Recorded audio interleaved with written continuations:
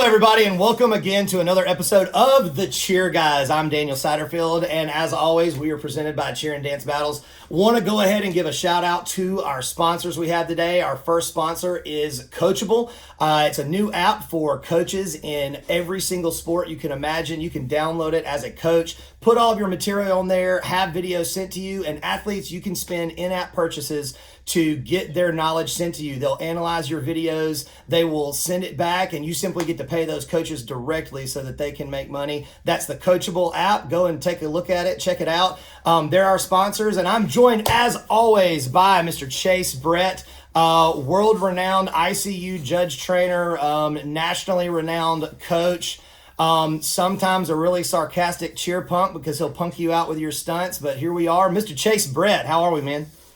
Good, Daniel. Thanks. And thank you for joining us for another episode. Today is a really special episode. We are going to be doing a couple of these where we're reaching out to some of the national champion coaches from the past weekend down in Orlando, where there was a collegiate national championship competition. And so we are joined today by the University of Delaware small co-ed game day national champion coaches, Ryan and Kirby. Thank you so much for joining us. Thank you for having us. Yeah, guys. So look, we just to kind of jump right into it, man. I mean, you guys, you're fresh off of a weekend where all of your like energy for months leading up to it, we've both experienced that weekend, Chase and I. So y'all are just kind of going into recovery mode. Tell us a little bit about you guys, and y'all can kind of decide who goes first. Ryan or Kirby. Tell us about your background in the sport, where you are, how you got to be coaches at Delaware. I'll let Kirby go first because she has more rings than I do. So gotcha. All right. So Kirby, tell us about yourself. All right. Well, I am currently in my 5th season at the University of Delaware. I spent the first 3 years as an assistant cheer coach. And then this year and last year, I am the head all-girl cheer coach. And I've also spent 4 years as the head mascot coach. And this year I am the mascot coordinator that schedules all of their appearances. Wow, that's lots of fun. Oh, yes.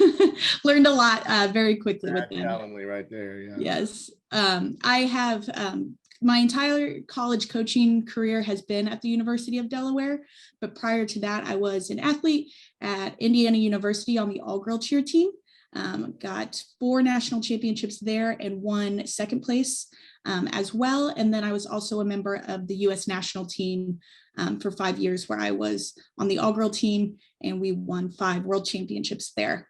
Nice. I did UCA staff. I was a part of UCA college staff and UCA core staff. Basically, once I got into cheer, there was no getting me out of it. So here I am. Hey, you're what we call a lifer. Yes. You're in it. You're there. That's good stuff, man. Well, that's phenomenal background experience and career. Thank you. So, Ryan, tell us a little bit. Let's jump over you real quick. Tell us a little bit just about how you got into sport and how your pathway to where you are now.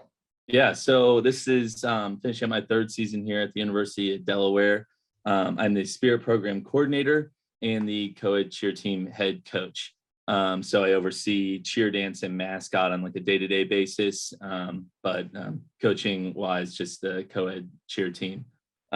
Before this, I was an assistant coach at Ohio State under Ben and Sayo there.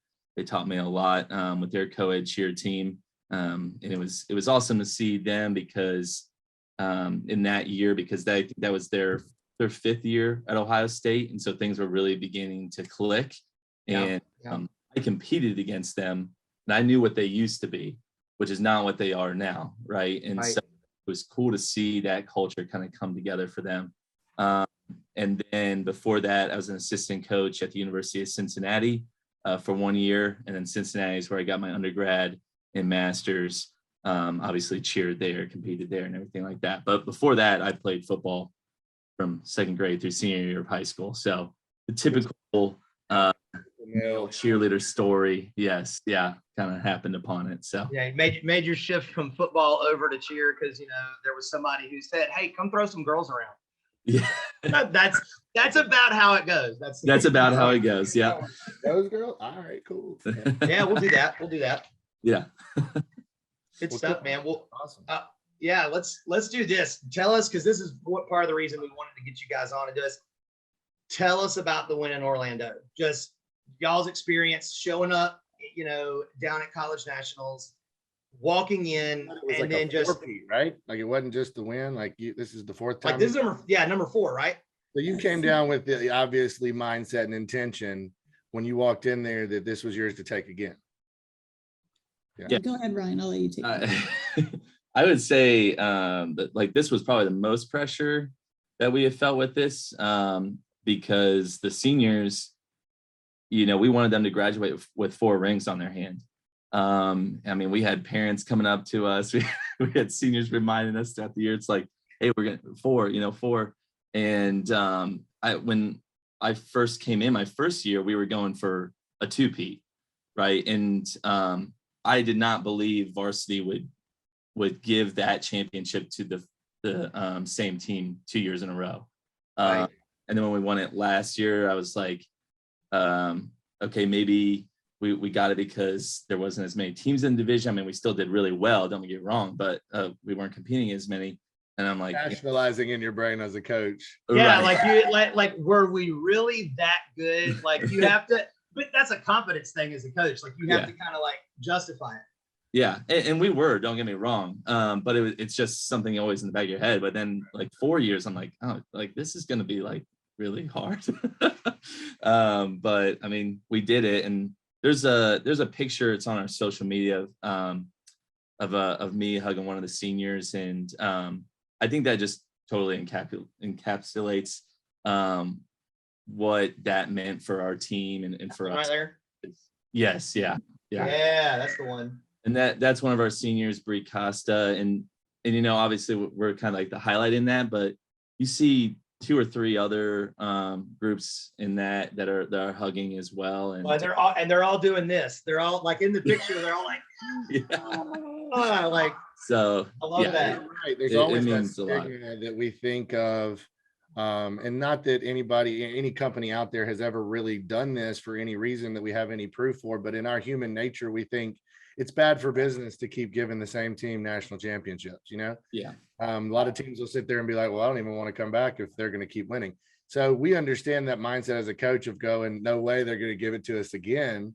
If it's close, it's going the other way. And so there's always that in your brain. So I understand that completely, but you guys deserved it. So four-peat it is. I want to version, somebody who's won a million times, and what it's like to win again, because you get that, some people look at them and they're like, oh, they won again. There goes that person. But what was it like for you? Well, there was a little bit of pressure with this one, just like Ryan said, because it was like, okay, we won once, it's hard to win again. Okay, we won twice, now we're going for a 3-peat. And this was my personal first 4-peat for a national championship. I did 3 in a row and then got second and then got another one when I was an athlete. So I didn't really realize that till we got there. And I was like, oh my gosh, is this going to happen again kind of thing. But it's been cool just to be here from the beginning, because when we first introduced game day, just like a lot of teams, I don't think a lot of people really thought or were really bought into it. Right. And as we've gone through everything, it's really cool to see our returners take pride in our traditions and make sure that they're passing those down to the first years on the team. And really, we were joking because a lot of times we run this routine, then we'd watch it. We didn't even have to say anything. It was all the returners going, this is what we need to work on. This is what we need to work on. Make sure we're doing this, that, and the other. So it was just really cool to see the total responsibility coming from the athletes. And we try not to show our nerves, but I think we were probably more nervous than they were. They were like, oh yeah, we're good, we got this. And we were like, oh gosh, I hope we got this. Well, that speaks to what happens, that you were speaking about natural student leadership, like the nerves of a coach. Like it's almost like you play like this, almost like kind of like jinx thing in your mind, where you think there's like some other force at work that would prevent you from winning. And here we are. But really, and it took me a long time to get into this. It kind of comes down to you just said it. You had the athlete leadership. You had your the team leadership.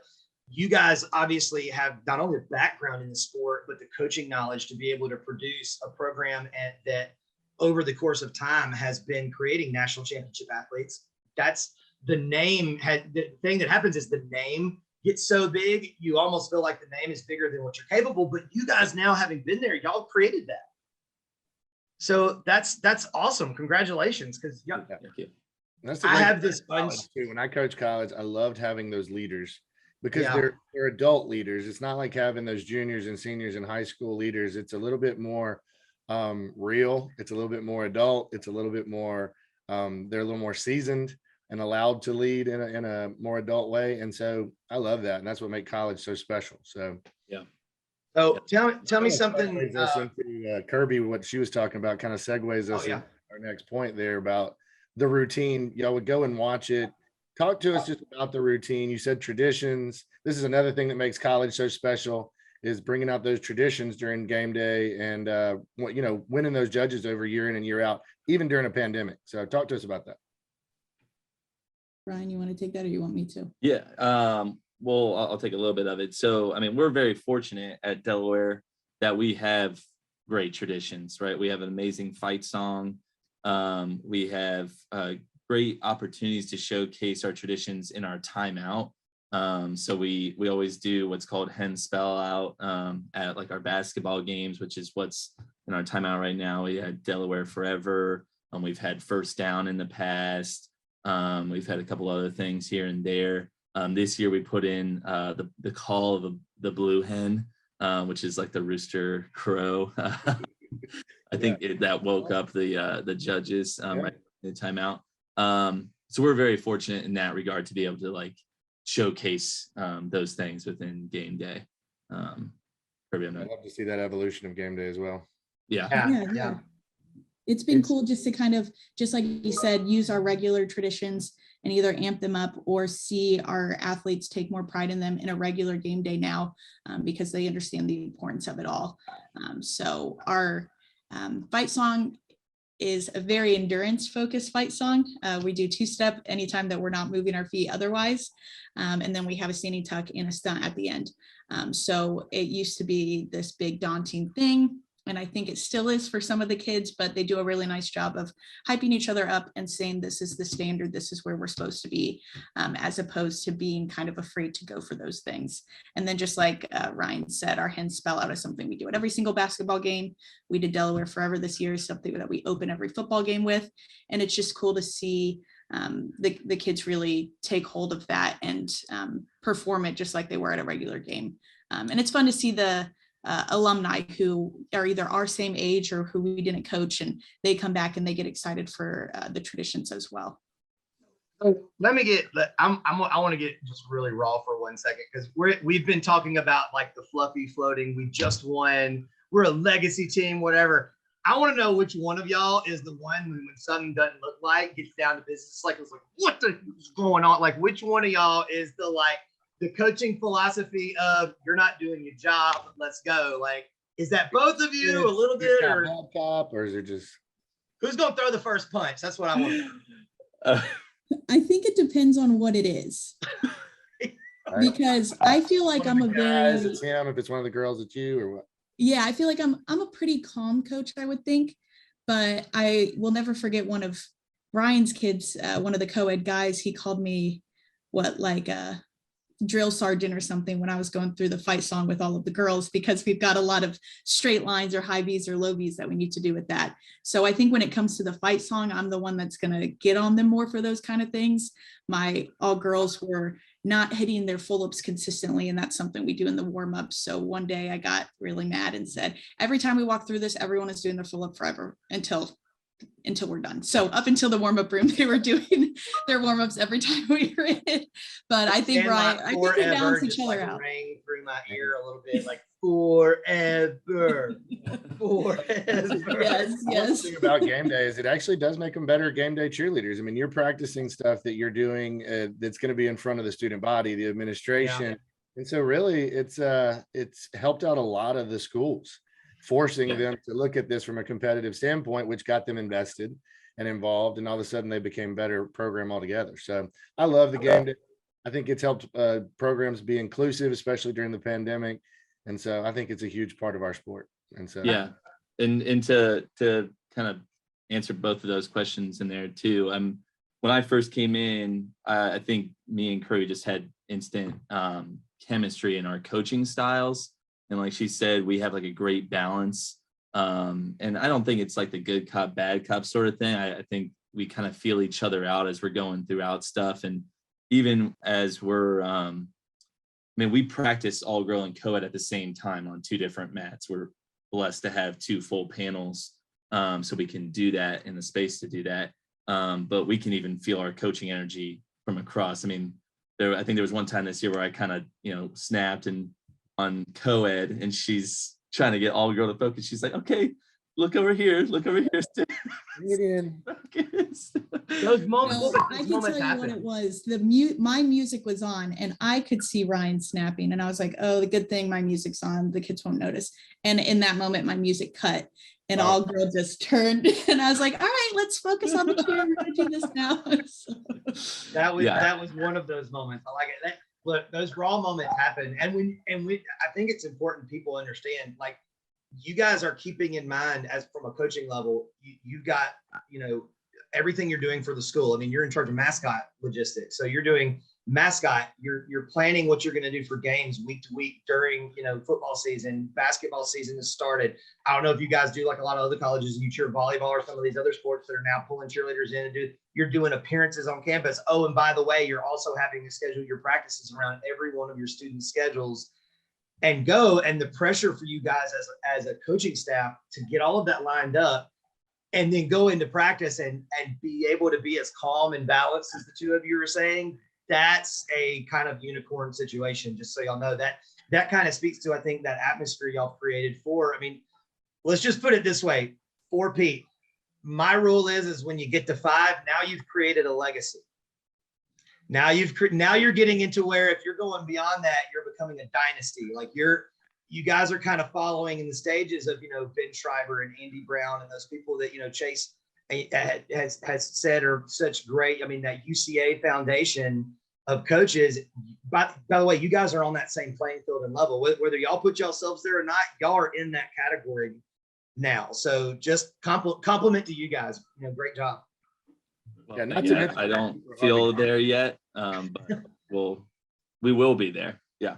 Not to mention the getting into Delaware. You have to be very high academically, and then the struggle of keeping them there once they're there and they get into college and get into, do I have to go to class today, or is somebody really going to tell me they have to? And so there's a lot of things to balance there, and during a pandemic. So, yeah, great job. What's the future for you guys, man? If y'all could give us a quick blip of where the program's going. Obviously with the pandemic, a lot of things have changed. I know Ben Schreiber back in the day had already kind of started this virtual / combine type recruiting technique. And now that seemed to be the way to go with all this. Yeah. Well, actually, me and Kirby were just talking about this before we even got on the call here, but obviously we're doing great in game day, and we're going to continue to build upon that legacy. But I refuse to be a shoe-in when it comes to 3rd place in traditional with either co-ed and all girl. And Delaware has won a co-ed traditional championship in the past. We haven't won one with all girl just because it's a more recent thing. But we're not going to just settle back and take 3rd place every year behind West Georgia and Moorhead. And so we're going to be very aggressive as we have always been, but continue to be aggressive as we push towards that goal. I love it, man. And respect, Mark and Nicole and those programs are incredible. But man, you know what? Go for them. That's how they got there. You know what I mean? Yeah. They were going. Look, and it's not about like going after like the coaches or the teams, but in the competitive environment, if you're in 1st or 2nd, look, you've got a target on your back, and those programs know that. They know that there's someone coming for them. You guys are the ones who better to give a shout out to and say things are about to change in that respect as well. I love the competitive nature. I love it. I want it. Give me more. We say this to the kids all the time. It's like, cheerleading is very unique in that ultimately you're competing against yourself, right? Like, it's not like football where I know Jimmy John do this and I got to make this move. and then I'm going to beat him, right? But you're ultimately competing against yourself. But there is a high standard, especially with our division. I mean, in Division I, you could very well argue that we have some of the highest talent, especially in the years past. And being in Cincinnati, cheering against Kentucky in their heyday, they were winning almost every year. And while that really annoyed me and ticked me off, also really pushed me, right? And so it's like, I don't want them to fall back at all and be like, oh, well, Delaware wants to win, so let's give it to them. I want to beat the best. Right. And so I want them to be their best, and I want to be the best and then beat them. That's just the way it is. And that speaks to a level of, as a coach, a level of competition that every generation I think should feel. One of the things that I think is common in those national championship teams is I don't want to win because someone else dropped and they screwed up, so I got to pull around them because they messed up. No. I want them to do their thing. I want to do my thing, and I want them to know I'm coming for them, and I want to beat them and be better than they are. That's just a competitive spirit, man. And it's awesome to see the two of y'all's competitive spirit. Like, y'all are excited about game day. You're there, but you're also kind of looking on to the future. So how can we get it out to, we're actually going to be, airing this stuff on YouTube, but we're going to be putting it on our site and kind of doing it, doing some commercials with some of this all across the country. How do we point just through social media, people like y'all? What's y'all's social media handles? Let's speak to that. Tell us how people can get in touch with y'all for recruiting. Yeah, so we do the entire recruiting method. We don't do tryouts anymore. And we do everything through Instagram just because that's where the college age kids are. So we have a link tree that has everything needed there, way to contact us, our requirements, how to fill out. We have a recruit questionnaire that automatically gets you pulled into any information we send out. So we always send people there first. And because we are doing recruiting, we're starting to get a little bit ahead, just in sense of sometimes people will email us now, end of January, what do I need to prepare for your tryouts? And we're like, we've already offered all of our positions. Now, we're still waiting on a couple, but the sooner the better to reach out. The goal when we get to a high school national competition is to look at the juniors and below at that point, and to keep in touch with our seniors that we've already signed. That's really cool. Yes. Really so we always point first to Instagram, just because that's the easiest way to, we have a whole link tree of anything you could ever need. And our Instagram is UD Blue Hen Cheer. UD Blue Hen Cheer. Well, awesome. Kirby, Ryan, thank y'all. Chase, you got anything else you want to, ask them or go into? No, I just, if you want an incredible education and you want to be a part of a program that I'm calling it right now is going to be traditional national champion sometime in the near future, then go check out the University of Delaware. Right. And all right. Well, to build a dynasty in the game day division. Congratulations, guys. Yeah. Congratulations, guys. Let's go.